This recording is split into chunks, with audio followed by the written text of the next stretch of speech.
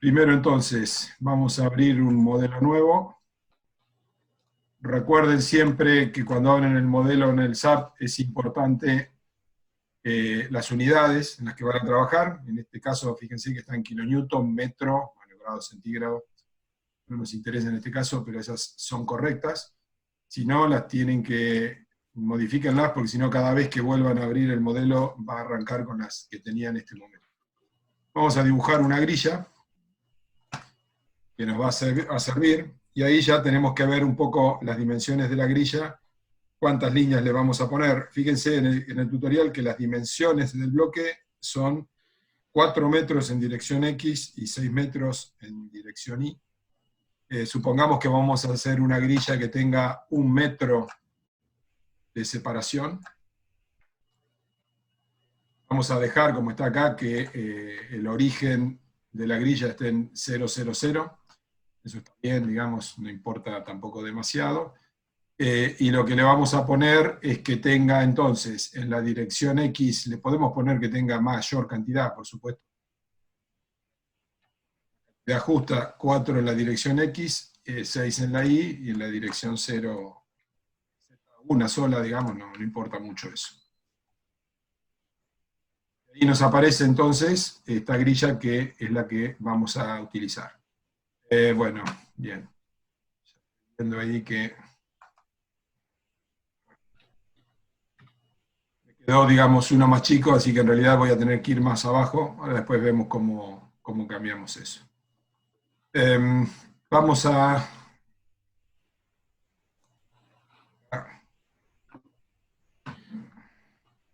Vamos a hacer una cosa. Arrancamos de vuelta y la vuelvo a dibujar.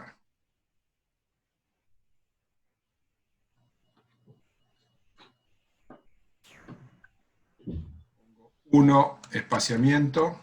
Dejamos el origen en la extremo izquierdo. Necesitamos entonces 5 en la dirección X y 7 en la dirección Y. Dejamos 1 en la dirección Z. Estamos bien. Francisco, te Sí. consulto. Lo que se está dando en el ejercicio, esas dimensiones son la máquina, ¿no? El bloque celeste. Sí, es decir, esto, por eso estamos haciendo el ejemplo del tutorial, no el del ejercicio. ¿Está? Claro, pero me había puesto a leer y no estaba seguro. No, está bien. Esto es más chiquitito, inclusive no damos las dimensiones de la máquina, e inclusive aquí en el tutorial se supone que está centrado, es decir, que la máquina está en el punto ahí del medio, mientras que, fíjense, después si quieren lo chequeamos con el enunciado, en el ejercicio es más complejo, ¿está? Porque tienen una excentricidad de los efectos dinámicos y de la máquina respecto al bloque de fundación. ¿Sí? Y esto es un poco más simple, digamos, para ver cómo... Lo que tratamos de ver acá es cómo se genera esto y cómo se plantea el problema en el SAP. La geometría no es el mayor problema, digamos, si ya manejan el SAP, no estamos hablando de que el mayor problema sea la geometría. Bien. Tampoco estamos haciendo acá las cuentas. Fíjense que en el tutorial, luego de esto, dice, apoyado en un suelo con parámetros G, o sea, módulo de cortante 120 megapascal, coeficiente de Poisson 0,30 y con un embebimiento de 1 metro. Después también está la información de cuál es el valor de la fuerza vibratoria, que es un equipo con una frecuencia de 1500 RPM, y con una masa desbalanceada rotante que genera una fuerza máxima de F0, 20 kN, que por supuesto va a girar en el plano XZ, en este caso, ¿no? Por eso dice en las direcciones X y Z. Todo eso, o sea, la parte del suelo, lo que hay que hacer para el ejercicio 2 es introducir los datos que tengan para el ejercicio 2 en la planilla que generaron para el ejercicio 1, y a partir de las expresiones de Richard y Lismer, determinar los valores de los resortes globales y de los amortiguamientos. ¿Está bien? En el tutorial eso ya está resuelto, o sea, no se hace eso, porque es lo que hacen en el ejercicio 1, y se dan directamente los valores de los resortes totales. Se dice que el KZ total es 2.183.282 kN por metro, Pero eso es un resorte, como una especie de resorte único para toda la fundación. Para ponerlo en el modelo, lo que vamos a hacer es dividirlo por 4 y por 6, que son LX y LI. Eso da como resultado 90.970 kN por metro cúbico. Y esas son las unidades del coeficiente de balasto, ¿no? En definitiva. Y también sale un valor de amortiguamiento de 29,7%. En este caso vamos a poner un límite también de, por ejemplo, 25% después. Vamos a poner un valor más chico para poder usar estos valores. Supongamos que ponemos un valor básico de amortiguamiento de 15%, que no, digamos, vamos a considerar en cualquier caso un valor mínimo de 15% y un valor superior de 40 o 45%, de manera tal que estos dos números que estamos obteniendo para Z y para X y para Y, los podamos utilizar, que no haya que modificarlos, ¿no? Después vamos a ver en qué usamos ese valor mínimo del 15%. Bien, eso para el resorte en vertical. El resorte en horizontal, al aplicar la planilla de cálculo que desarrollaron para el ejercicio 1, saldría de 2.161.475 kN por metro, con un amortiguamiento de 25,2%. Y eso es válido también para la dirección Y, es decir, para las dos direcciones horizontales. ¿Bien? Bueno, esos son, digamos, datos que vamos a utilizar y vamos a introducir en el SAP, como vamos a ver ahora. Bien. Lo que vamos a hacer es, para seguir con las cosas como están en el SAP, vamos a generar dos cosas que necesitamos: el material, la sección de la placa, y vamos a generar también unas secciones de viga que nos van a resultar prácticas, después van a ver en qué sentido. Así que vamos a ir acá, entonces, a definir materiales. En primer lugar vamos a definir un material, vamos a modificar este que es un hormigón, le vamos a poner, como le estamos poniendo en el tutorial, H21. El peso por unidad de volumen es importante en este caso. ¿Por qué es importante? Porque define la masa y por lo tanto define las propiedades vibratorias, las propiedades dinámicas del bloque. Así que es muy importante que este peso por unidad de volumen esté bien. El módulo de elasticidad, bueno, está bien. Vamos a ver si está bien. Es diferente, porque por lo que estoy viendo acá para el H21, es 21.538.000, así que 21.538.000.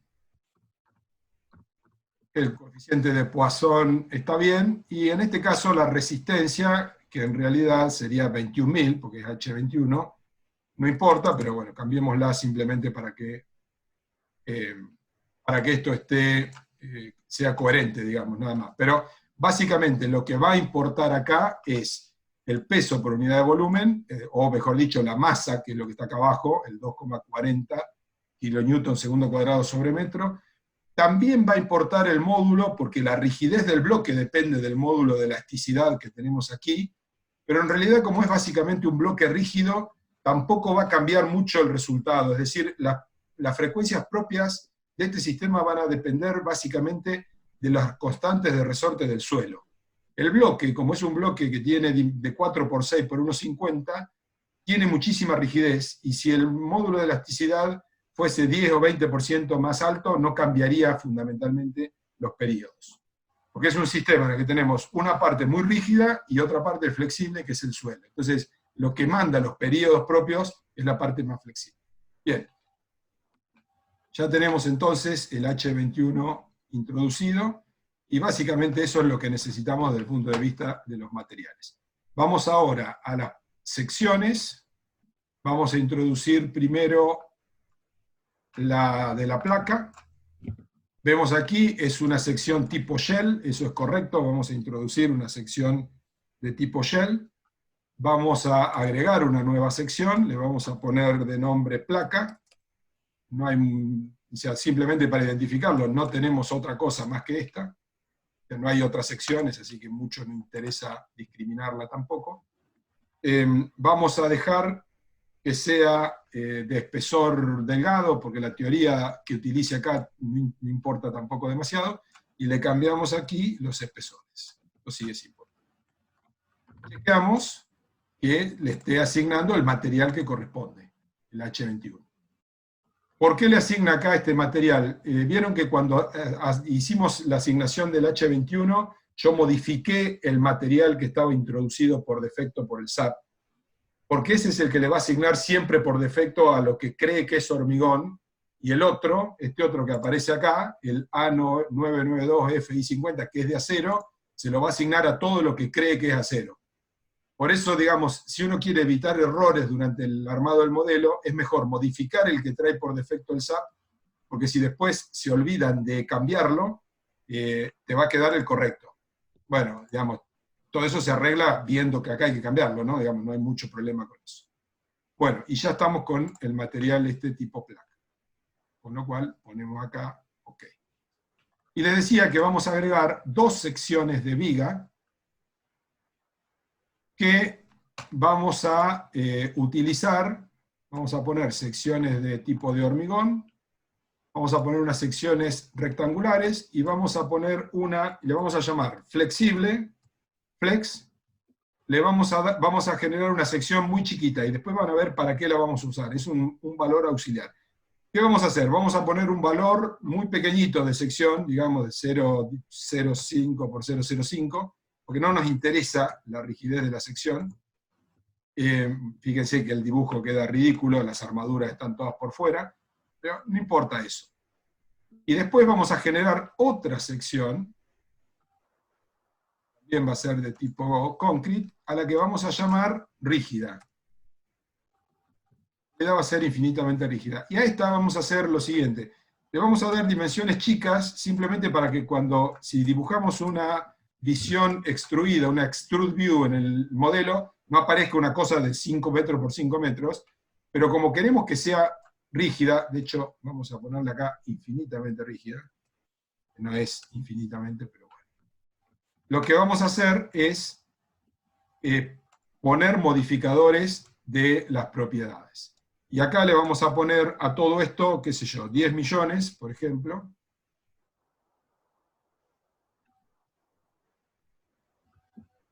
También vamos a ver en qué nos vamos a apartar un poco de lo que tiene el tutorial, del modo en que está hecho el tutorial, porque les va a servir para el trabajo práctico. Le vamos a poner un aumento brutal en todo lo que son rigideces, pero a la masa y al peso le vamos a poner 0, porque nosotros no queremos que sume ni masa ni peso esta viga. Simplemente queremos tener un elemento que sea casi infinitamente rígido. Y eso me recuerda que no le saqué la masa a la flexible, lo cual, siendo una sección muy pequeña, no importaría, pero seamos rigurosos y pongámosle 0 y 0 acá, porque no queremos que le agregue masa en ningún sentido. Ya tenemos entonces lo básico definido. Vamos a grabarlo. Siempre en algún momento hay que grabarlo.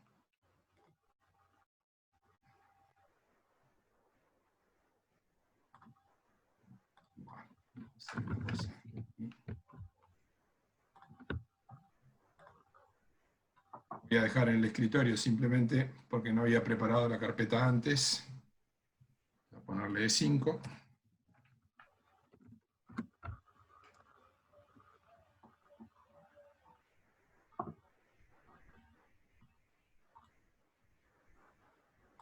Vemos así. Bien. Bueno. Vamos a dibujar ahora el elemento placa, que es el elemento básico que coincide con la grilla. Así que ahí nos vamos, fíjense, recuerden que acá tenemos estas opciones, y vamos a este que está acá, que es el Draw Rectangular Area, o sea, dibujar un área rectangular. Chequeamos que estemos dibujando la sección que corresponde, como es la única, no nos queda otra placa, y la vamos a dibujar desde acá hasta acá. Y chequeamos, escape para salir de ese modo, chequeamos que esté creada, nos damos cuenta por los bordes rojos, pero siempre conviene hacerle clic adentro y que aparezcan las liñitas de trazos que marcan que eso está, que fue generado. Ahora nos conviene, por una cuestión de practicidad, nos conviene asignar los resortes horizontales y verticales. Y para, digamos, una cuestión de practicidad es antes de hacer una malla más fina, porque nosotros no podemos calcular nuestro modelo con esta malla, que es demasiado gruesa, o sea, no podemos resolver el problema con un único elemento finito, tenemos que subdividir la malla, pero vamos a asignar los resortes primero, porque es más fácil asignárselo a uno que a todos los demás. Para eso voy a dibujar dos vigas auxiliares, y voy a venir a esta opción, ¿ves? Que es dibujar un elemento tipo viga, y ahora sí importa ver cuál estoy usando. Tengo que usar el flexible, está bien, porque recuerden que generamos estos dos, y voy a generar uno flexible que va a ir desde este punto, desde el 0, 0, hasta aquí arriba, o sea, en un borde, y otro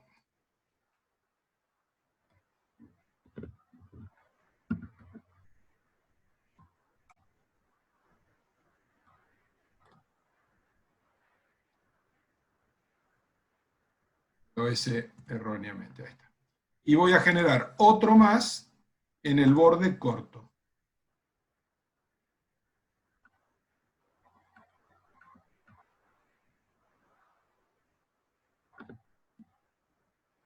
Quedaron las dos vigas generadas ahí. Siempre viene bien mirarlos acá en la otra ventana, que está el tridimensional. Le voy a sacar la perspectiva y vamos a ir viendo eso. ¿Por qué genero estas dos vigas? Vamos a poner el resorte vertical, el casul Z, lo vamos a poner en el área, y los resortes como un área spring. Y los resortes X e Y los vamos a poner en estas dos vigas como un line spring.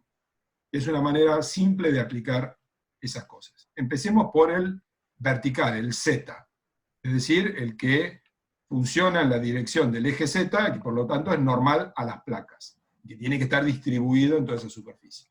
Selecciono esa placa, creo que estoy yendo más o menos en orden, ¿no?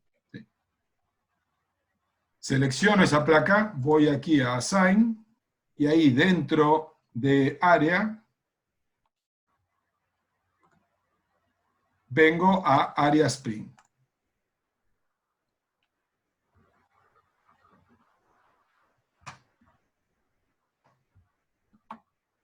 Bien.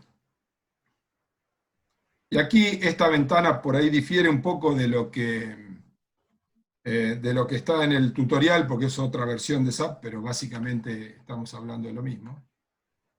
Tenemos que poner nada más que el valor que tenemos aquí. ¿Y qué tenemos que poner aquí? Fíjense las unidades. Kilonewton por metro cuadrado es kilonewton por metro cúbico. Es decir, tenemos que poner el valor de 90.970 que habíamos calculado hoy al principio. Ese es el valor que tenemos que poner ahí. Una vez que terminamos, le ponemos OK o Apply primero. Ese yes que aparece ahí nos está diciendo que está aplicado. Por la duda siempre conviene seleccionar el elemento, hacer clic en el botón derecho, venir acá y chequear un poco todo. ¿Ven? Por ejemplo, cuando uno tiene dudas respecto a qué sección tiene, aquí dice Section Name, placa, y acá está el Area Spring, y acá tiene el valor que corresponde. No se puede modificar desde acá, es nada más que para verlo, pero sirve para chequear. Y ya colocamos entonces el K sub Z. Ahora tenemos que colocar el K sub X y el K sub Y. El K sub X y el K sub Y como valor global son exactamente el mismo. Lo habíamos dicho hoy, 2.161.475 kilonewton por metro. Pero nosotros lo vamos a distribuir en estas dos vigas que están acá. La viga esta y la viga esta. Por lo tanto, y lo vamos a aplicar como un line spring. Entonces, ese valor que es único, al dividirlo en un caso por 4 y en otro caso por 6, van a quedar dos valores distintos. Pero está representando el mismo resorte, ¿está bien? Porque son valores de resorte por unidad de longitud. Cuando lo volvemos a multiplicar por 4 en un caso y por 6 en el otro, nos termina quedando lo que corresponde. Por lo tanto, cuando lo apliquemos en esta viga, la viga corta, nos va a permitir aplicar el K sub, digamos lo que sería el resorte en la dirección Y, porque es perpendicular, lo vamos a tener que dividir por 4. Ese valor, cuando lo dividimos por 4, nos da 540.369 kN por metro. Cuando vayamos a aplicarlo en esta otra viga, lo vamos a tener que dividir por 6. Y ese valor nos va a dar 360.245 kilonewton por metro y por metro. ¿Está bien? Es kilonewton por metro cuadrado. Sabiendo cuáles son entonces esos valores, ahora lo vamos a aplicar en cada uno de los dos casos. Seleccionamos, vamos al primero, al más grande de los dos. Seleccionamos esto, volvemos acá, venimos a Frame, y acá es muy parecido a lo del área, tenemos un line spring, y acá tenemos dos situaciones que tenemos que tener presentes. La primera es el valor, lo que está acá arriba. Esto, en este caso, porque era la viga corta, es 540.369. Pero tenemos que ponerle la dirección también, porque en las placas, el área spring siempre es normal a la placa. Entonces, por eso yo puse solamente el valor del resorte. Pero cuando estamos en las vigas, le podemos poner un resorte en la dirección que a nosotros se nos ocurra. Por lo tanto, tenemos que ir a esta opción que está acá, o sea, se puede poner de diferentes maneras, pero esta es la mejor.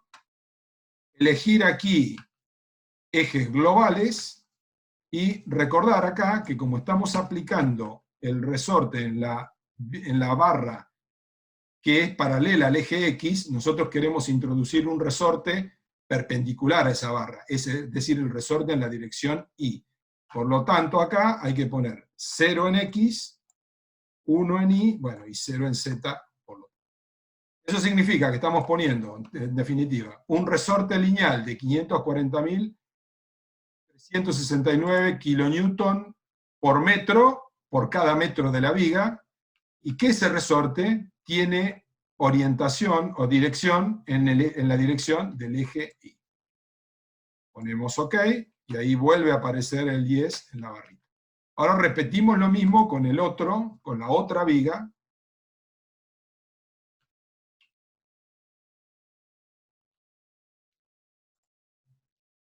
Tenemos los valores anteriores, cambiamos el valor del resorte, ahora es 360.245, pero ojo que tenemos que cambiar acá las direcciones de este versor que nos dice en qué dirección va el resorte, porque como ahora estamos trabajando con la viga vertical en nuestra imagen, tenemos que poner 1, 0 y 0. Es decir, queremos que este valor de resorte por unidad de longitud vaya en la dirección del eje.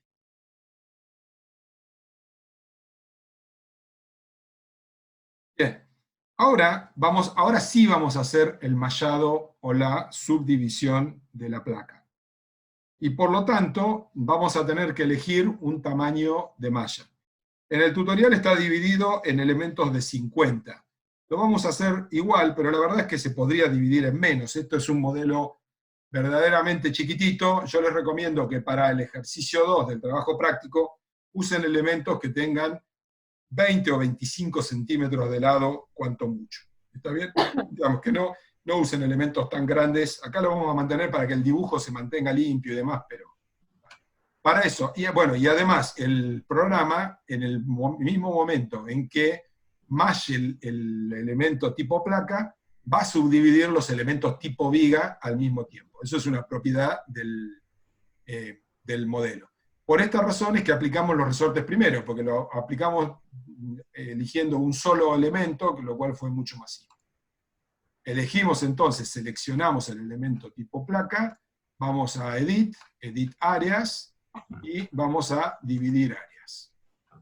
Ahí tenemos que ver, entonces, si vamos a hacer elementos de 0,50, y repito, en el trabajo práctico hagan elementos de 20 o 25 como máximo, Es decir, ustedes según las dimensiones que tengan, ven en cuánto dividirlo para que les queden entre 20 y 25, pero hay una cosa que es muy importante cuando hagan el mallado.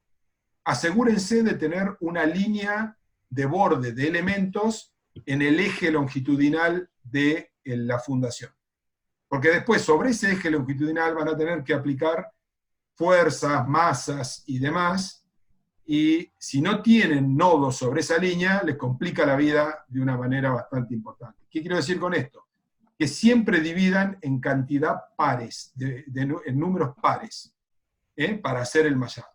Teniendo en cuenta eso, digamos, que es un tema de conveniencia, y que el tamaño del elemento esté entre 20 y 25, manéjense para el ejercicio 2. Acá yo voy a mantener ese mallado de 50. Eso significaría que en la dirección X tengo que dividir en 8, en la dirección Y tengo que dividir en 12. Y acá no me acuerdo cómo generé el elemento primero, y yo lo que hago siempre acá es hacer prueba y error, básicamente, y digamos, porque acá de 1 a 2 y de 1 a 3, eso depende de cómo se haya generado el área primero. Voy a poner acá 8 y voy a poner acá 12, pero puede ser que me quede al revés el mallado, ¿no? Voy a poner apply y me quedó bien. Si me hubiese quedado mal, si hubiese puesto, y acá me hubiesen aparecido en lugar de elementitos cuadrados, elementitos rectangulares con una relación de lado mala, tengo que hacer undo, vengo acá, hago undo y vuelvo a esta ventana y pongo los números invertidos, ¿no? Bueno, ya hice el mallado, básicamente. Y ahora ya sé que cada uno de estos elementitos, si hago botón derecho, cada uno de ellos tiene el área spring que yo le había asignado al elemento grande. Es decir, al mallar, obviamente, retiene esas cantidades. Y a las vigas, si bien cuando le hago clic me las sigue seleccionando como una sola viga, en realidad, internamente el programa las maneja como malladas. Vamos a grabar. Y ahora vamos a empezar a aplicar acá la masa del equipo y la fuerza dinámica.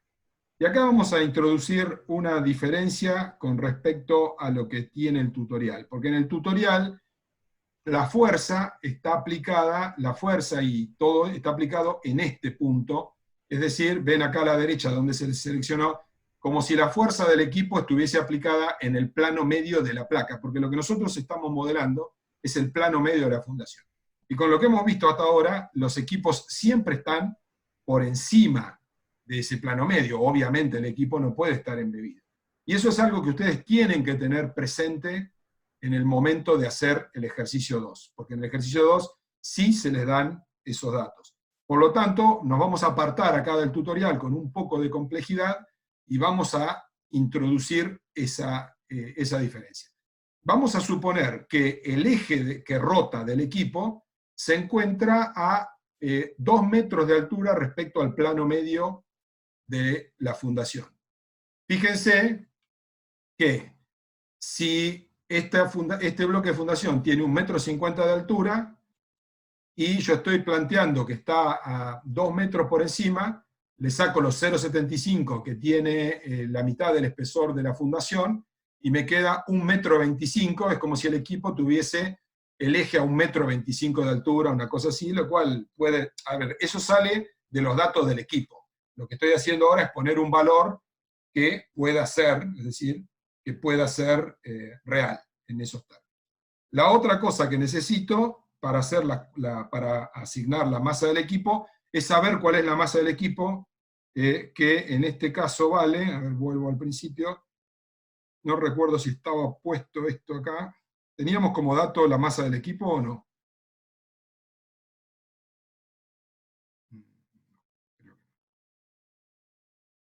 Bueno, vamos a poner entonces un valor adecuado.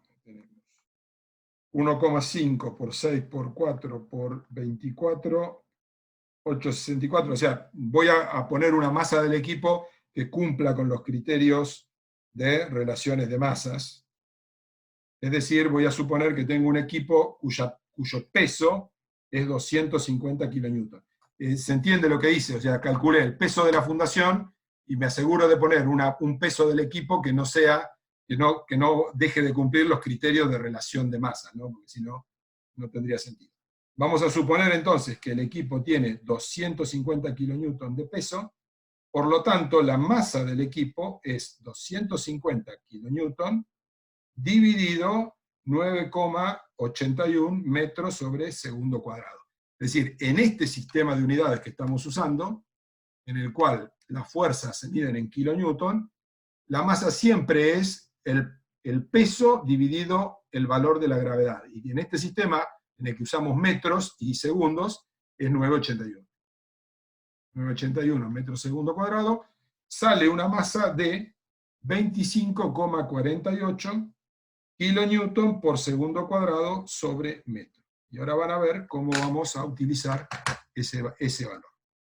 Bien, entonces, supongo que hay un punto por encima del plano de la fundación, que está 2 metros por encima, en el cual vamos a colocar las fuerzas dinámicas y vamos a colocar la masa del equipo, todo concentrado en un punto, lo cual es una simplificación, y sí, por supuesto. Para eso, tomo este punto que tengo acá, el que tengo seleccionado, estoy asumiendo que el equipo, su masa, todo es covaricéntrico con el área, y pongo control R, es decir, voy a replicar ese nodo que tengo ahí. Eso lo activé con control R. Y acá lo que me dice es a qué incremento voy a colocar el nuevo nodo, y acá esto va en Z, en diferencial de Z, pongo, ¿cuánto había dicho? 2 metros, había dicho. 2 metros de altura.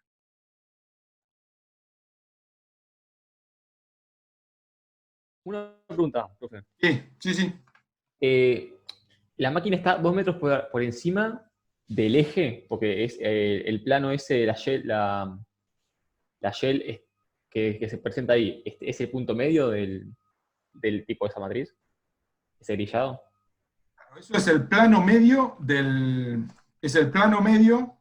de la placa, ¿no? ¿Está bien? Sí. ¿Y ¿Sí? la máquina está 2 metros por encima del borde superior o 2 metros por encima del centro? No, de la base. está 2 metros por encima del centro. Ah, ok. Pero tampoco es que sea la más, es el eje del equipo. ¿Está bien? A ver, insisto, esto en un caso real sale de los planos del equipo. ¿Está bien? O sea, hay un plano del fabricante que nos da todas estas dimensiones. No es que se inventan como lo estoy haciendo yo. No, claro, no sabía si ese grillado que se forma era el eje baricéntrico o Sí. era la parte de abajo o la parte de arriba. No, eso es el eje baricéntrico, porque es como cualquier modelo estructural. Siempre vas a estar representando el elemento en su plano o en su eje baricéntrico si fuera una barra. ¿Está bien? Bien. Bueno, ven acá, en esta otra ventana, giro un poquito más así, para que se vea ese nodo. Voy a seleccionar acá para verlo el nodo, y ahora lo que voy a hacer es trazar entre este nodo que está acá y este que está acá arriba, voy a trazar una barra. Y voy a trazar una barra infinitamente rígida. ¿Está bien? Eso es lo que voy a... Para eso generé la otra sección. ¿Por qué trazo acá una barra infinitamente rígida? Porque asumo que el equipo tiene una rigidez muy grande y que transfiere los esfuerzos y todo a la placa de manera prácticamente como si fuese muy rígida. Dibujo la barra entonces desde este punto hasta este otro, que está arriba. Tengo este elemento que está ahí. Voy a hacer otra cosa que tiene que ver con el funcionamiento mecánico de esto. Como esto acá está embebido en un único punto, por más que yo tenga una barra muy rígida acá, cuando se inserte en la placa, va a tener la flexibilidad de la placa. Y en realidad el equipo no está apoyado en un solo punto. El equipo tiene una impronta que normalmente es casi tan grande como la fundación. Es como lo que tienen en el ejercicio 2. Por lo tanto, voy a agregar unos elementos, de los rígidos también, muy cortitos, aquí.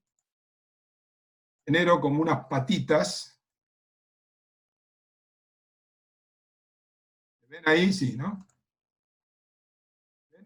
De manera, armo como una especie de arañita ahí abajo, para que esa barra rígida transmita de manera, digamos, como que la unión entre la barra y la placa tenga mayor rigidez. Es como si en una losa sin vigas tuviéramos un ábaco de mucha rigidez. Eso es, digamos, es un truco en términos de el modelo de elementos finitos. Es una manera de aproximar la verdadera manera en que se introduce las acciones y todo en la fundación. Bueno, ya tenemos entonces estos elementos. Vuelvo a grabar. Y ahora, en este punto que tenemos aquí arriba, vamos a introducir la masa del equipo y las fuerzas que luego van a generar la acción dinámica. ¿Está? Vamos a empezar por introducir la masa del equipo. Tenemos que seleccionar este punto que está acá y venir acá a Assign una vez más. Ahora vamos a venir a Joint, porque eso es un nudo, y vamos a venir acá a Masas. ¿Qué nos permite esta opción del programa? Nos permite introducir masas que no estamos representando con elementos del modelo. ¿Por qué no tengo que introducir la masa de la fundación, o sea, del bloque de fundación? Sencillamente porque al haber metido en el material H21 el peso específico correspondiente, automáticamente en la matriz de masa de este modelo de elementos finitos va a estar introducida la masa de esos elementos. Pero la masa del equipo no la tendríamos porque no estamos modelando al equipo, ni tampoco se hace nunca. No estamos pretendiendo modelar el equipo. Y, por lo tanto, tenemos que introducirlo y de manera simplificada vamos a meter toda la masa en el punto ese que está ahí. Estamos suponiendo que en ese punto tenemos el baricentro del equipo, lo cual es una suposición, y estamos suponiendo que en ese mismo punto tenemos la resultante de las fuerzas dinámicas. Bien, entonces, habiendo generado esta barra vertical de rigidez muy grande, vamos a poner en este punto superior que tenemos ahí, la masa como dijimos anteriormente. Recuerden que dijimos hace unos minutos, en ese punto nosotros suponemos que está representada tanto la masa del equipo como las acciones dinámicas, lo cual no necesariamente tiene que ser así. Vamos a asignar entonces la masa. Seleccionamos el punto, primero, vamos a Assign, Joint, Masses, y ahí se abre esta ventana en la cual podemos introducir la masa en ese punto como masa o como peso. Como masa es el peso dividido la gravedad. Como peso introducimos el peso del equipo en este caso y el programa lo va a dividir por la gravedad. Pero conceptualmente ustedes recuerden que siempre la masa es el peso dividido la gravedad. Vamos a elegir esa opción. Venimos acá, ponemos que lo referencia al eje global, y fíjense que la masa es una propiedad escalar inercial que funciona en las tres direcciones del espacio. Por lo tanto, esos 250 kN que pesa el equipo, y insisto, pongo 250 porque elegí la opción de introducir la masa como peso, no porque la masa valga 250, ¿está bien? Lo pongo en X, en Y y en Z. Y fíjense que abajo también podemos poner los momentos de inercia. Y en realidad el equipo tiene momento de inercia, porque el equipo no es una masa puntual puesta ahí arriba. Pero como los desconozco, no los pongo 0. Y esto es conservador, porque tener mayor momento de inercia disminuirá después las amplitudes de vibración. Por eso le dejo 0. ¿Está bien? Primero, digamos, porque es conservador, y segundo, porque si quisiera ponerlo no los conocería. Bien, pongo OK, y aparece en este punto que está acá, asignada la masa. Ahora vamos a poner ahí las fuerzas dinámicas. Y acá ya nos estamos introduciendo en el modo en que introducimos la acción dinámica. Y esto sí es importante empezar a analizarlo. Tenemos que tener en cuenta que lo vamos a aplicar en dos pasos. Primero vamos a aplicar una fuerza estática igual a F0. Pero eso no quiere decir que vayamos a estudiar el problema dinámico como si la fuerza fuese estática. Es parte del procedimiento mediante el cual aplicamos esas fuerzas. Para aplicar entonces en este punto que tenemos acá, en el punto superior al que ya le asignamos las masas, aplicar las fuerzas, primero vamos a definir dos load patterns, porque tenemos que aplicar las fuerzas en el plano XZ. Y vamos a generar una fuerza unitaria en la dirección X, que vamos a llamar F0X, que va a ser de tipo otra, que no tiene que tener multiplicador de peso propio. Así que lo agrego ahí, y vamos a aplicar otra que sea F0Z, y que vamos a tener esos dos load patterns como básicos. Vamos a aplicar en este punto, que es donde suponemos que está el eje de rotación de la masa, y por lo tanto se aplican las fuerzas dinámicas, una fuerza igual a 20 kN, que es F0, en la dirección X, y otra en la dirección Z. Para eso, habiendo seleccionado el punto, voy a Join Loads, Fuerzas, me aseguro de estar en el estado de carga que corresponda, esto es F0X, tengo que poner en X 20 kN. Lo aplico y aparece ahí. Se seleccionó, así que lo vuelvo a seleccionar, voy a F0Z, y pongo en Z los 20 kN. Aparece ahí el valor en Z. Están los dos, lo que pasa es que muestra un solo estado de carga. Si pico en el punto y hago botón derecho y voy a cargas, veo que tengo en X un valor de 20 y en Z un valor de 20, y que cada uno está relacionado con el load pattern, la etiqueta que le puse, porque haberle puesto F0X no significa que va en X, ¿no? Es después. Esto es aplicar el valor básico de la fuerza en ese punto. La manera de aplicarlo dinámicamente es otra cosa totalmente diferente. Para eso, lo que tenemos que hacer es generar las funciones que hagan variar estas fuerzas estáticas con un valor coseno y un valor seno. ¿Por qué tenemos que usar un valor coseno y un seno? Para que se vaya generando una fuerza de magnitud 20, de módulo 20, que rote a una velocidad angular omega, en radianes por segundo, que está relacionada con los RPM, y que genere, cuando está totalmente horizontal, el valor Fx de 20, con un Z igual a 0, y cuando está totalmente vertical, la excentricidad, un valor 20 en dirección Z, con un X igual a 0. Eso se logra asociando a X una función coseno, por ejemplo, y a Z una seno, o viceversa.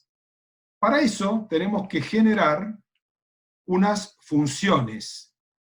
Esas funciones que están acá en Define Functions son funciones de tipo Time History. Esta función que está acá. Y fíjense que tenemos ya algunas predefinidas, pero nosotros tenemos que generar unas nuevas. Vamos a generar podemos generar funciones de cualquier tipo. Nosotros tenemos que generar una coseno y otra seno. Vamos a generar primero la función seno, ya que quedó ahí. Seleccionamos primero arriba el tipo de función y después ponemos Add New Function, para que ya tenga preseleccionado el coseno. Y acá empezamos a necesitar valores que están relacionados con la frecuencia de vibración del equipo. Y ahí tenemos que recordar que nosotros teníamos 1500 RPM, que era la velocidad de rotación, y tenemos que convertirlo para introducir acá, en un periodo propio. Vamos a hacer la conversión a todas las maneras de introducir una frecuencia. 1500 RPM es una manera comercial de referirse a la frecuencia de un equipo. Si lo dividimos 60, como son revoluciones por minuto, si lo dividimos 60, nos va a dar la frecuencia en 1 sobre segundo, es decir, revoluciones por segundo. Eso es F. Si dividimos 1500 por 60, nos da 25, 1 sobre S, que son hertz. Si queremos medirlo en periodo T, el periodo es 1 sobre F, es decir, es 1 sobre 25, es decir, 0,04 segundos. Ese es el valor que tenemos que poner aquí arriba, 0,04.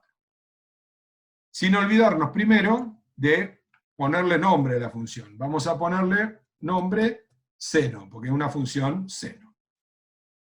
Tenemos un periodo 0,04. Vamos a seguir con la conversión. Si nosotros quisiéramos tener también omega, es decir, la frecuencia circular, en radianes por segundo, recordamos que omega por t es igual a 2pi, y por lo tanto omega es 2pi dividido t, o lo que es lo mismo 2pi multiplicado por la frecuencia, y por lo tanto es 2pi multiplicado por 25, 1 sobre segundo, y eso nos da 157 radianes por segundo. Todas esas conversiones están hechas también en el tutorial. Pero acá en el programa necesitamos introducir el periodo, porque el programa lo pide de esa manera.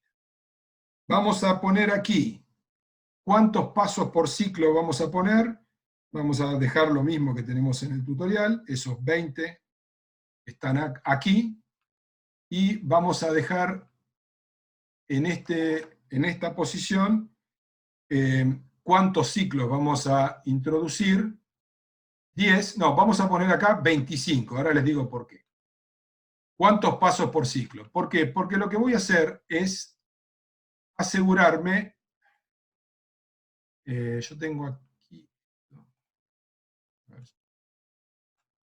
0,4, voy mirando acá porque voy a hacer después, voy a relacionar esto con el tiempo total de análisis. Y quiero que este ciclo, ven, desde acá, desde que empieza hasta que termina, dure 1 segundo. Por lo tanto, si acá tengo 0,4 y acá tenía 10, le voy a poner 25 ciclos y me voy a asegurar que acá tenga al final 1 segundo. Es decir, que en esta función tenga representado desde 0 hasta 1 segundo. Esta función es una función muda.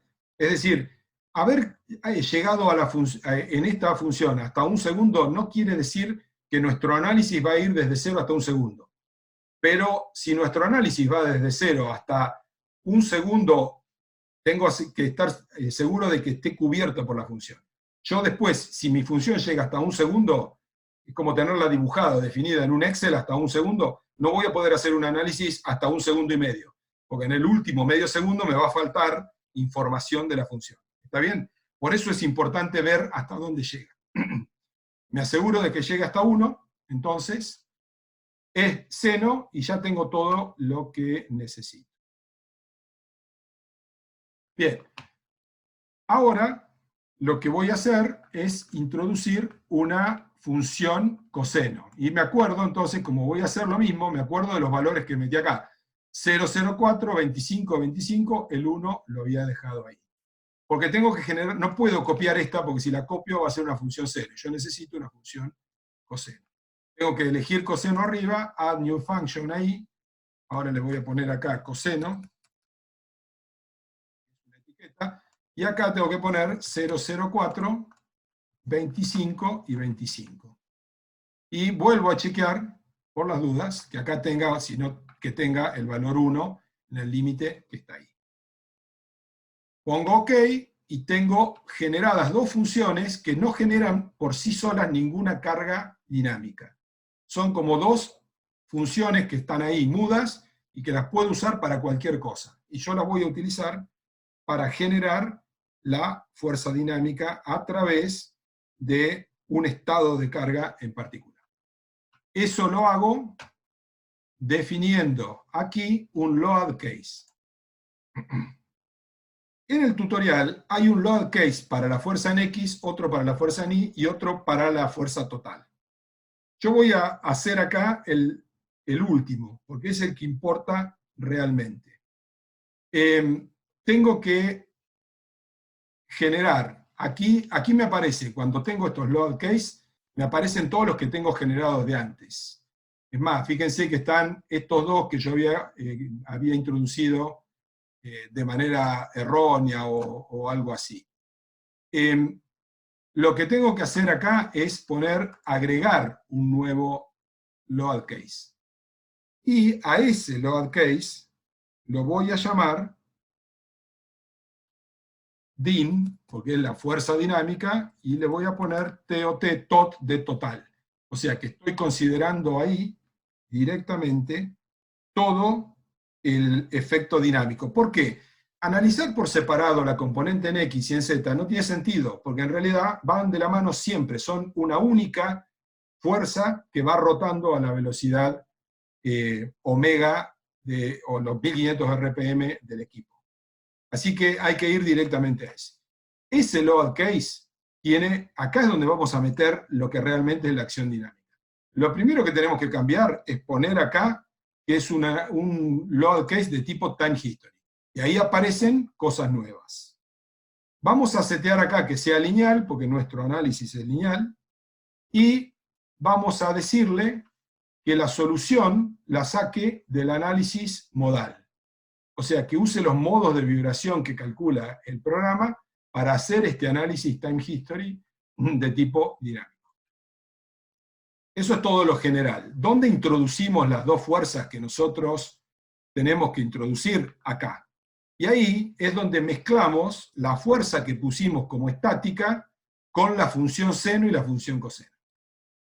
Le decimos acá que use este load pattern, le decimos que utilice F0x y le decimos que lo combine con la función coseno.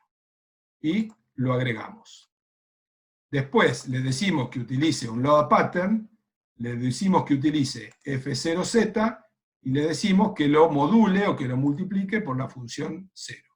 Y le ponemos que lo agregue. Y automáticamente va a sumar esas dos cargas. O sea, al estar estos dos es como una combinación y tenemos que asegurarnos de que uno esté con el coseno y que el otro esté con el seno.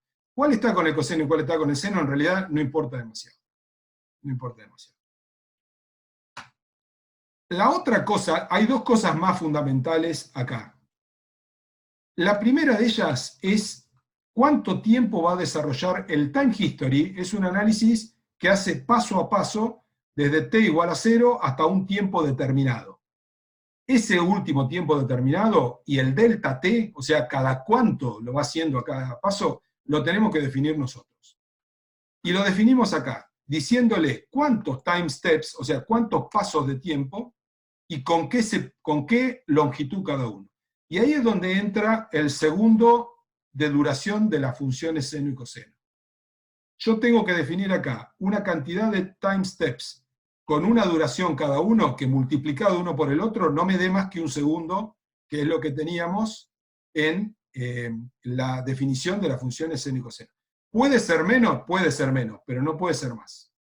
Entonces le voy a poner 1000 pasos de tiempo de 1 milésima cada uno, y eso me va a dar un tiempo total de análisis de 1000 por 001, 1 segundo.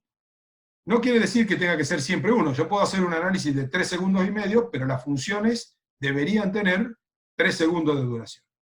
Esta es la primera de las cuestiones importantes. La segunda de las cuestiones importantes es esto que está acá, el modal damping. Pero para eso vamos a tener que hacer primero el análisis modal del sistema. ¿Por qué? Porque nosotros tenemos un amortiguamiento diferente según qué dirección de movimiento tenemos en la fundación. Habíamos obtenido en la dirección Z un 29,7% de amortiguamiento. Y en las direcciones X e Y un amortiguamiento de 25,2%. Pero acá tenemos que asignar ese amortiguamiento a los modos de vibración. Y nosotros no sabemos cuáles son los modos de vibración que están asociados con la vibración en Z y cuáles lo que están asociados con la vibración en X y en Y. Por lo tanto, vamos a tener que hacer primero un análisis modal, ver los factores de participación modal para ver cuáles son los modos que están asociados con esas direcciones. Por lo tanto, vamos a dejar esto de lado por el momento. Vamos a ver un poco la estructura de cómo se introduce esto. Fíjense acá aparece un amortiguamiento para todos los modos. Esto es un valor por defecto. Y acá es donde entra a jugar el amortiguamiento ese mínimo que yo les había dicho antes que íbamos a tomar de un 15%. ¿Ven? Ponemos constant damping for all modes, o sea, para todo modo que yo no le diga otra cosa, va a tomar un 15%. ¿Y cómo voy a hacer la asignación del amortiguamiento en Z y del amortiguamiento en X y en Y? Viendo en qué modos tenemos esos amortiguamientos y sobreescribiéndolo acá. Ese override que tenemos acá. Por ahora me voy a quedar con este valor básico que tenemos ahí. Pongo OK, y lo que quiere decir esto es que voy a tener que hacer una corrida de este sistema para encontrar los modos de vibración. Pongo F5, o pongo ahí correr. No le voy a hacer que corra absolutamente ninguno de los casos que no sea el modal, porque los demás todavía no me interesan. Ven que pongo el modal ahí, ¿está bien? Pongo eso puesto acá, y le pongo que lo corra.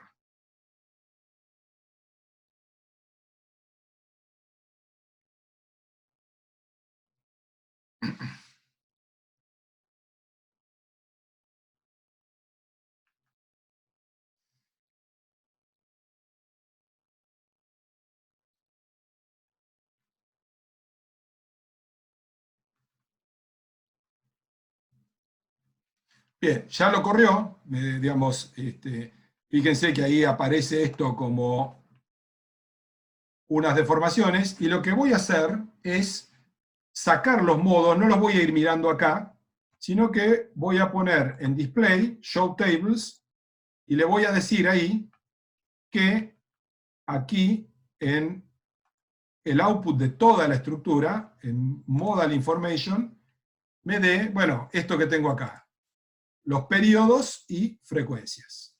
Selecciono acá los load cases, que como solamente corrí el modal está ese, y le pongo OK.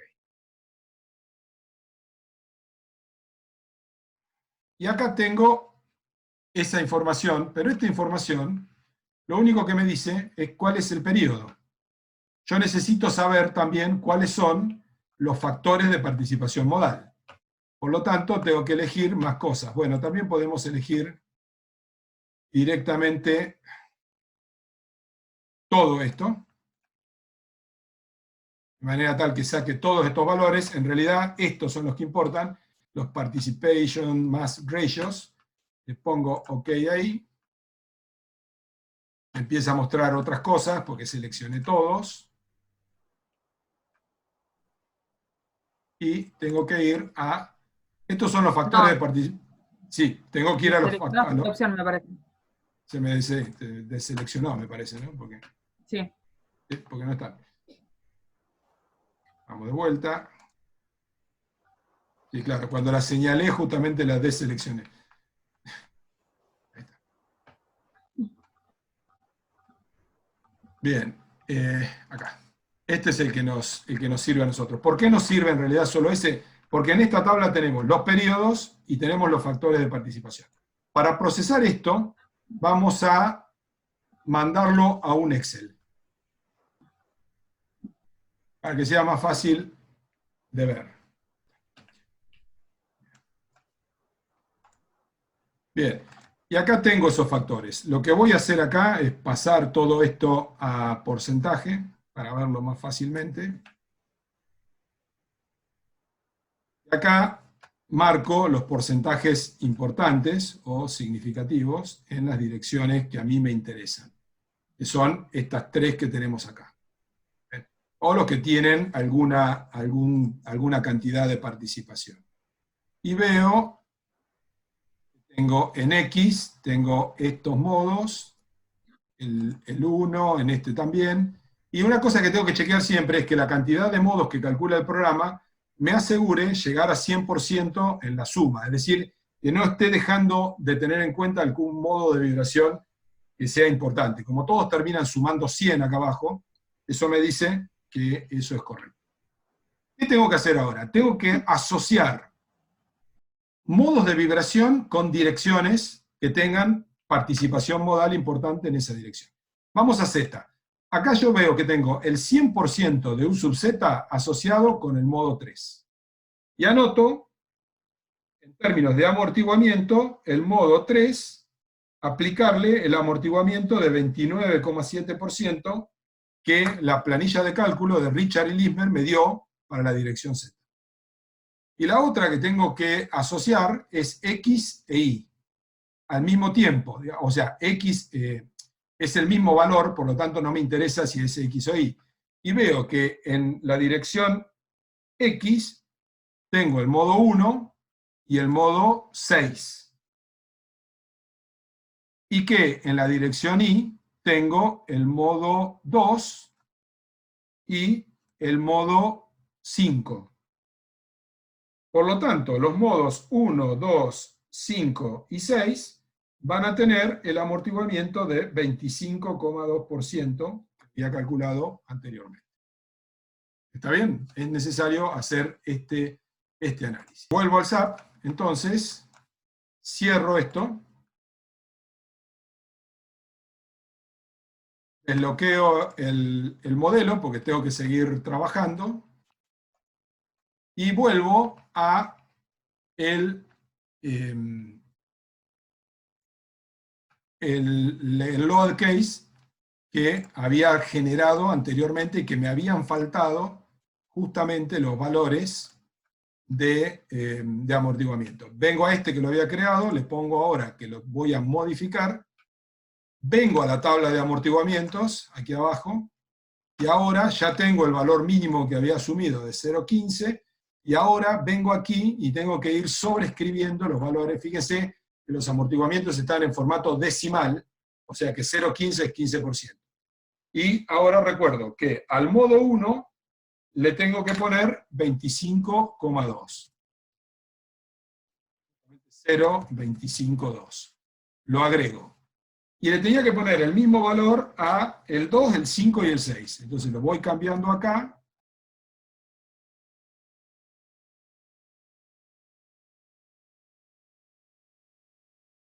Lo voy poniendo a agregar. Y me falta el del Z, que era el modo 3. En el modo 3 le tenía que poner 0,297. Lo agrego. Lo que va a hacer el programa es, para todos los modos que no están en esta lista, le va a aplicar 0,15 y a los que están en la lista le va a aplicar lo que dice la lista. Pongo OK y ahora sí estoy en condiciones de hacer este análisis. F0X, F0Z, OK. OK.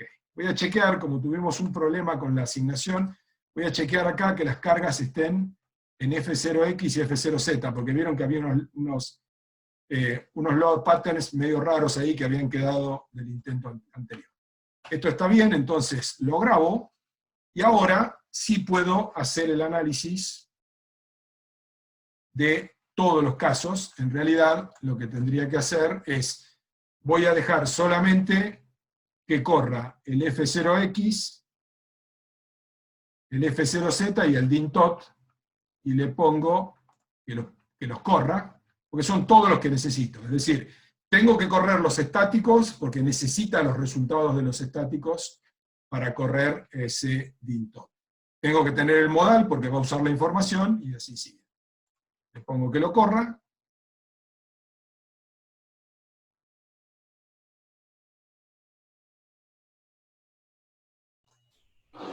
¿El Y ahí peso ya propio está. no lo corremos? ¿Cómo? ¿El DEAT no lo corremos? No, en este análisis no hace falta. No. Si estuvieras haciendo en el mismo modelo el análisis estático y el dinámico, lo necesitarías. ¿Está bien? Habiendo terminado entonces el análisis estructural, lo que nos queda es sacar la información. Y la información que necesitamos son desplazamientos y eventualmente velocidades máximas debidas solamente a la acción dinámica. Por eso es que no estamos considerando ninguna combinación con otros esfuerzos. Lo que preguntabas hace un rato, Fernando, si el peso propio lo analizamos, o sea, podríamos ponerlo como un caso de análisis, pero no se va a combinar con las acciones dinámicas. Las acciones dinámicas se verifican solamente con los efectos de ellas mismas. No se combinan con ningún otro esfuerzo. Para un estado límite último se podrían combinar con el resto de las acciones, pero generan esfuerzos tan chicos que realmente no vale la pena tenerlas en cuenta. Por eso es que ese análisis case que nosotros hicimos solamente tuvo en cuenta las acciones dinámicas. Y por lo tanto vamos a obtener parámetros de desplazamientos y también de velocidades, porque vamos a ver después que la verificación se hace en términos de desplazamientos, como les expliqué al principio de la clase, pero también en términos de velocidades. Y ahí hay un detalle que no es mandatorio, pero que puede ser importante a los efectos de chequear los valores, y es venir acá abajo a la derecha y cambiar las unidades a kilonewton, milímetro y grados centígrados. Porque los desplazamientos que van a salir y las velocidades que van a salir son tan chiquitos que si no nos vamos a perder con los ceros o con la notación científica. A nosotros nos interesa saber cuáles son los valores de desplazamientos máximos en toda la estructura. Pero en una estructura como esta, que es un paralelepípedo, claramente las 4 esquinas van a ser las que van a generar los puntos de máximos desplazamientos y velocidades. Por las dudas, porque no sabemos en cuál de ellas eso va a suceder eso, vamos a obtener en las 4 esquinas los valores. Para eso seleccionamos los nodos de las 4 esquinas, que son los que están más alejados de la acción dinámica, y por lo tanto los que más amplificación van a tener, y vamos una vez más a Display, Show Tables. Ahora no nos interesan los modos y demás, o sea, no nos interesan porque ya los obtuvimos anteriormente, y vamos a dejarlo de cualquier manera a eso como salida, pero vamos a dejar solamente el de los ratios de participación, porque es una información que nos va a servir para hacer los análisis de frecuencias.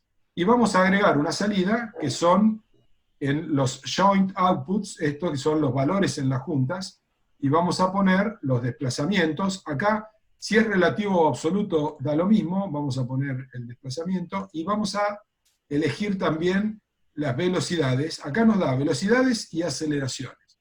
Las aceleraciones también pueden ser importantes cuando estamos hablando de una estructura que la estamos verificando frente a la tolerancia del cuerpo humano, en términos, y eso lo vamos a ver en la clase 4, que cuando estamos viendo la verificación de los equipos, lo vamos a hacer en términos de desplazamientos y velocidades, y que la tolerancia del cuerpo humano muchas veces se mide en términos de aceleraciones. Vamos a sacar solamente desplazamientos y velocidades. Y acá sí venimos a seleccionar los casos, y acá vamos a seleccionar solamente el caso de din-tot. Esto que tenemos acá, solamente el din-tot, porque es el que nos interesa. O sea, no nos interesan los desplazamientos para el F0X, para el F0Z, ni para el modal tampoco. Porque si no, nos va a sacar mucha más información de la que necesitamos.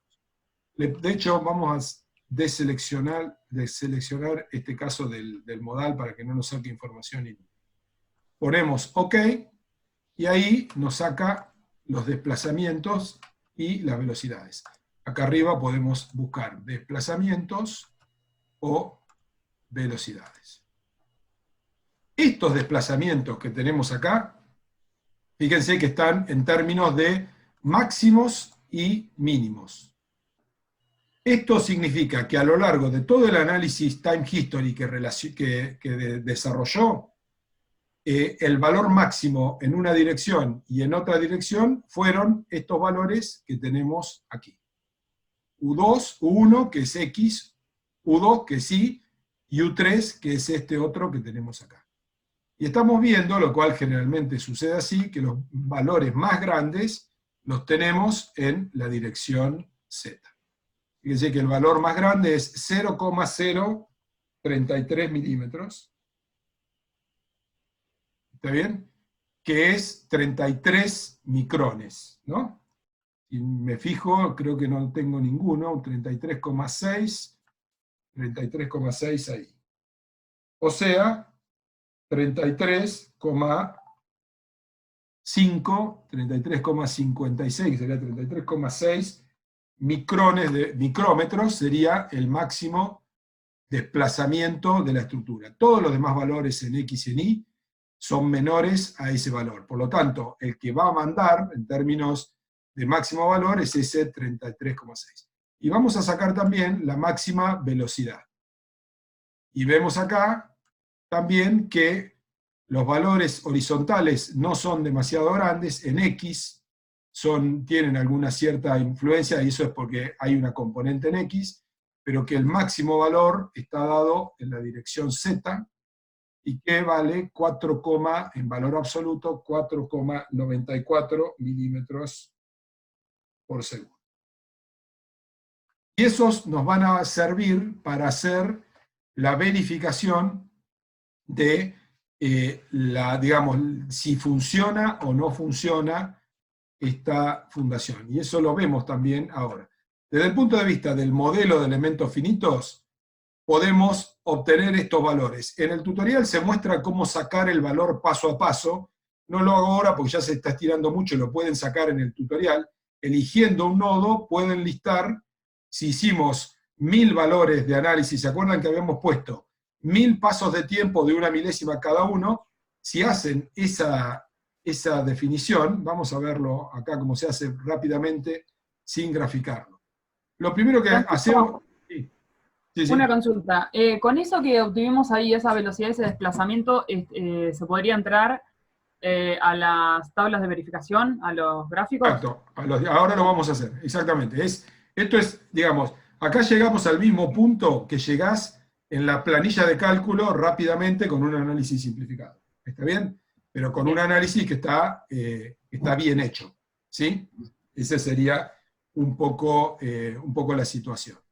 Bien.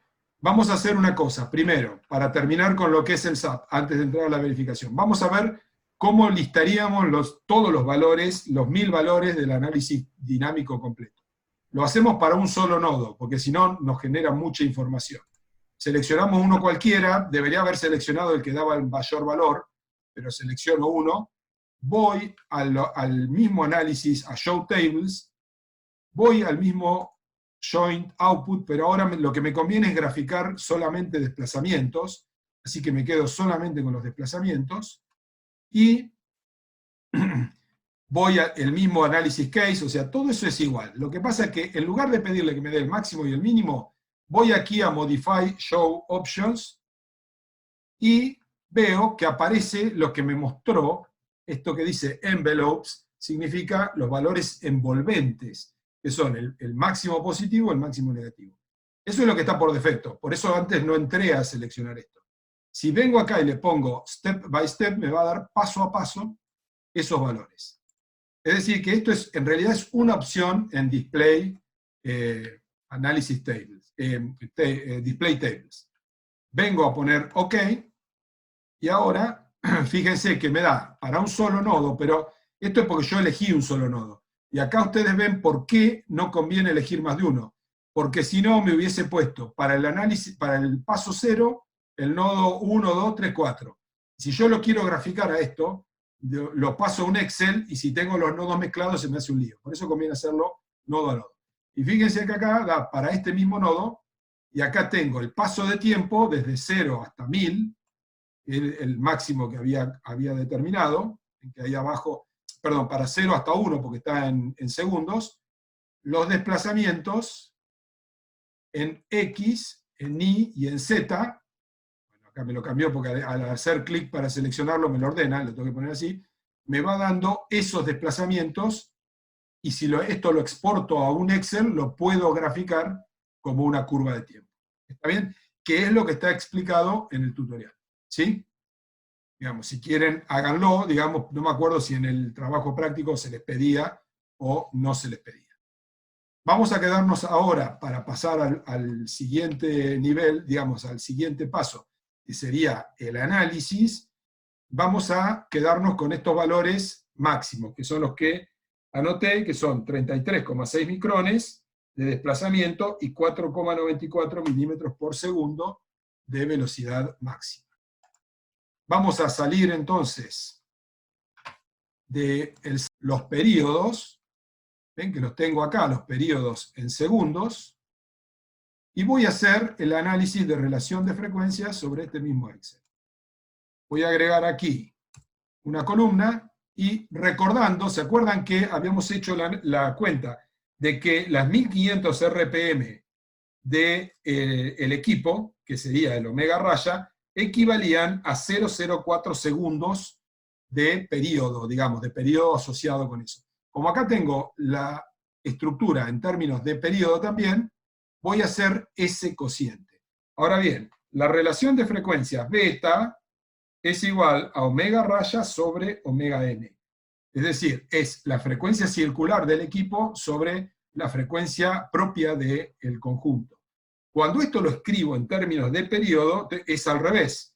Es Tn, o sea, los periodos propios del sistema, dividido el periodo asociado al equipo. Porque omega es igual a 2pi sobre t. ¿Está bien? Son inversos. Por lo tanto, la cuenta que tengo que hacer acá es este periodo dividido el 0,04 que representa la frecuencia del equipo. Y esto lo voy a poner con un par de decimales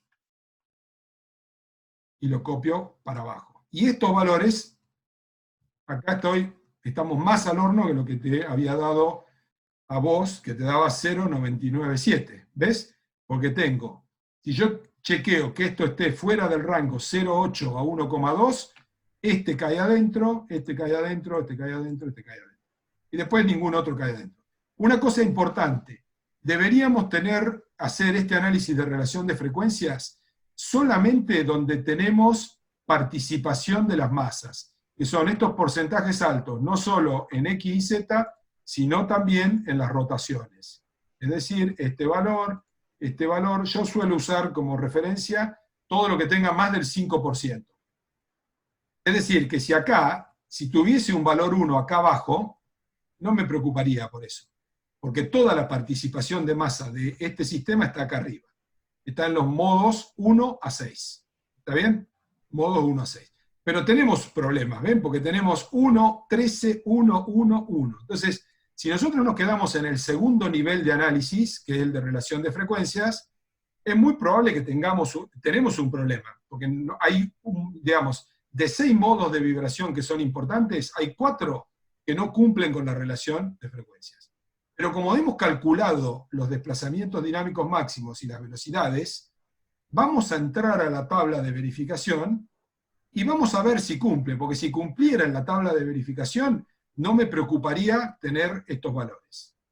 Vamos a estar medio por los valores que está dando la tabla, no vamos a estar muy bien tampoco, pero estaban dados por esta línea de 1500, 1000 es 1100, 1200, no, estamos por acá, no, por acá estamos, este que está acá, esta liñita de punto que tenemos ahí. ¿Dónde están las velocidades acá? Y esto es algo que hoy no se los comenté. Fíjense que las bandas que definen las zonas, nosotros tenemos acá las condiciones muy suave, suave, muy bueno, bueno, y así, las tenemos definidas por 2 líneas. Esas líneas están asociadas precisamente con velocidades.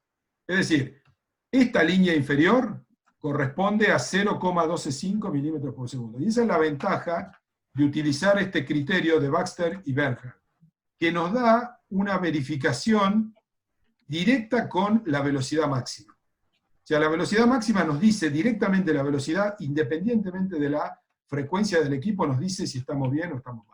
Pero hay otros que no, así que vamos a hacerlo de las 2 maneras. Dijimos 1500 RPM es esta liñita que está acá, y tenemos un desplazamiento que es del orden de 33,5 micrones, tenemos que entrar de este lado. Esto está por acá, es más o menos 50, es decir que 33 está aproximadamente por acá, estamos en este punto que tenemos ahí. Eso que está en la zona esa fair, es decir, que está bien, es aceptable. Puede ser, depende de lo que el fabricante diga. ¿Cuánto nos había dado la velocidad máxima? Nos había dado 4,94 milímetros por segundo. Y fíjense que aquí este 4 milímetros por segundo es esta línea que está acá. Y la de arriba es 8. Y entonces el 4,94 va a estar más o menos por ahí.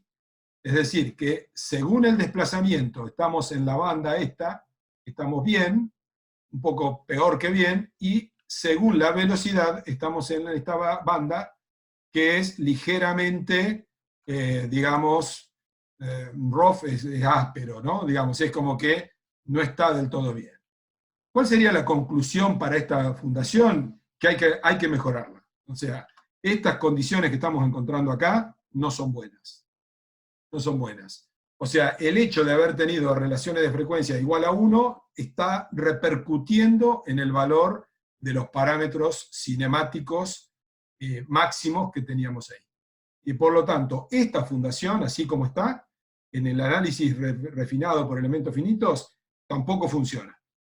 Deberíamos aumentarle el espesor, aumentarle las dimensiones o alguna de las cosas que vimos. ¿Cómo lo hacemos en este caso? Bueno, vamos al modelo de elementos finitos, lo descorremos, le aumentamos el espesor y vemos cuánto sale en esos valores que tenemos ahí. Lo cual, en este análisis, se puede hacer bastante fácil, ¿no? Digamos, no tiene mucho, es casi tan fácil como hacerlo en la planilla de cálculo. Fíjense, hay otros tipos de gráficos, como estos de Blake, en el cual, si entramos también, lo puedo poner, voy a usar este.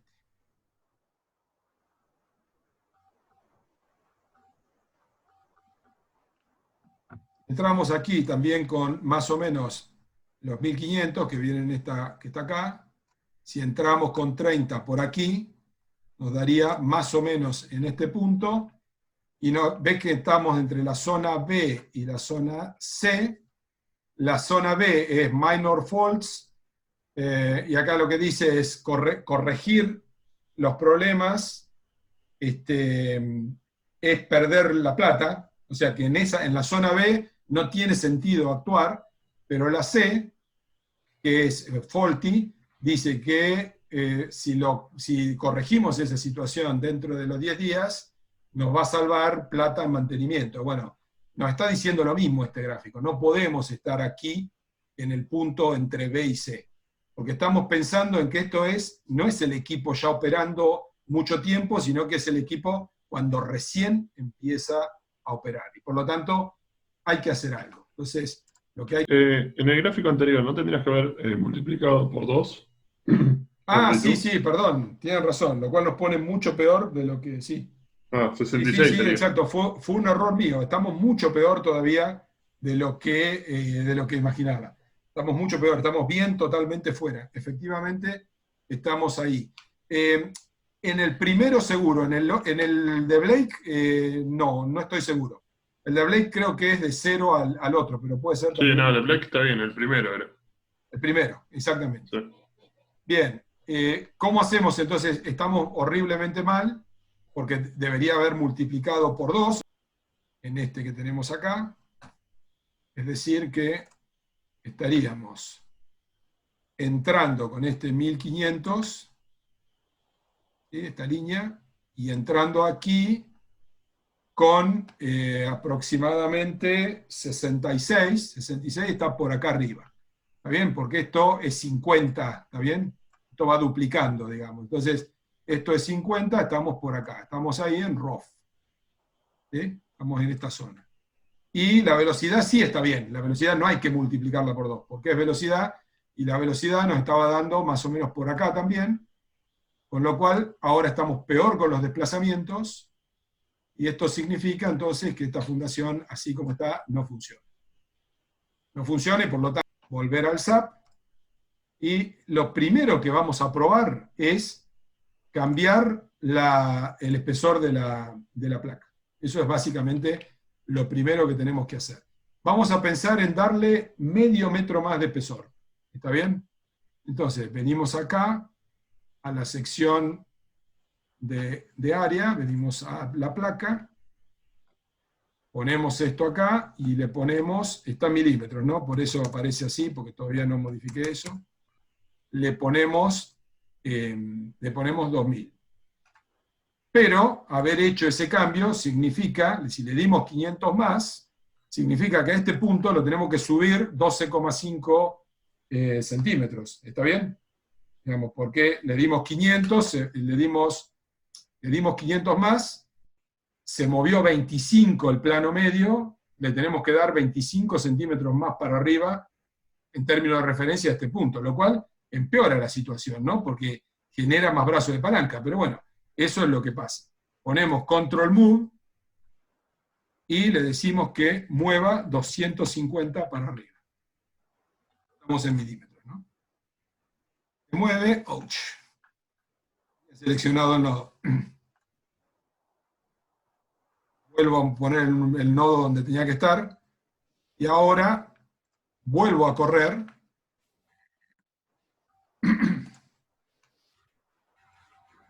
Y esto es prueba y error. Hay que ir haciendo esto hasta que, hasta que en un determinado momento termine funcionando. Como referencia, para que la fundación, o sea, como referencia general, uno mira la salida del modelo y en primer lugar mira las velocidades. Y trata de tener velocidades no mayores a 3 milímetros por segundo, una cosa así. Ese es básicamente lo que se hace en la práctica. Y después, y al mismo tiempo se puede ir chequeando con los gráficos, pero básicamente eso es lo primero que se hace. Aquí, vamos a volver a poner las velocidades. Esto está bien.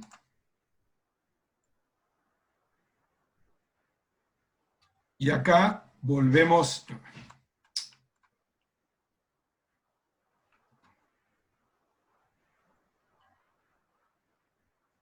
Tengo que volver a poner acá envelope. Y acá lo que vamos a hacer es mirar básicamente las velocidades y vemos que bajaron un poco, pero no bajaron demasiado, ¿no? De todas maneras tuvo un cambio importante. Fíjense que la velocidad máxima pasó a ser 4 milímetros por segundo cuando antes teníamos 4,94. Es decir que tuvo una influencia, pero habría que seguir aumentando el espesor de la fundación hasta que este valor y el de los desplazamientos entren en los gráficos y las cartas de aceptación.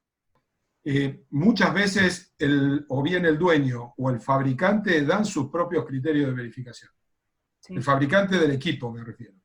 Y los fabricantes de equipos suelen dar criterios que son más restrictivos que estos. Estos son criterios generales, es decir, los que dan la bibliografía.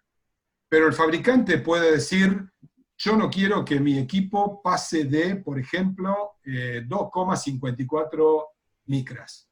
Y eso significa que en este caso no podés pasar de este punto que tenés acá. Y aunque nosotros consideremos que estar acá arriba, en good, acá. Si nosotros consideramos que estar acá en good está bien, bueno, no importa, el fabricante quiere que esté acá. Y hay que respetarlo. ¿Por qué hay que respetarlo? Porque el fabricante ata su garantía a esto.